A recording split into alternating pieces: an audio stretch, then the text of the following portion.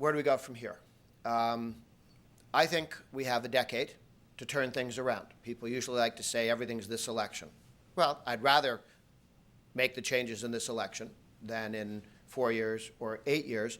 But I would argue that at the end of the next 10 years, we will either be permanently on the path to becoming a European social welfare state, as Obama has specifically sort of said he wants to go in that direction, or we'll do a U-turn and head back towards being what America has traditionally been and seen itself as a dynamic, entrepreneurial, independent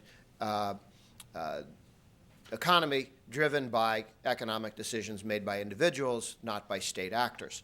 And I want to be very clear. I'm not talking about standing on the train tracks and telling history, standing athwart history and saying stop.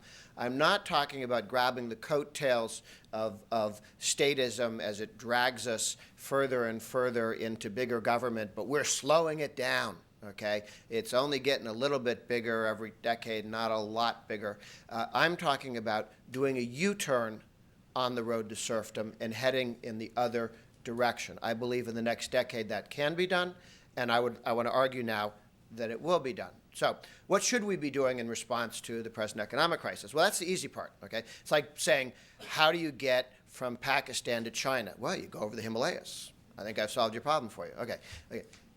That's the explanation of how do you get there? It's a lot of work. So what do? You make a list of all the things that Obama, Reid, and Pelosi did and do the opposite. I mean, that's the shorthand. Spend less, not more. Regulate less, not more. If you see energy, keep going towards it rather than going, no, I'm looking for algae here.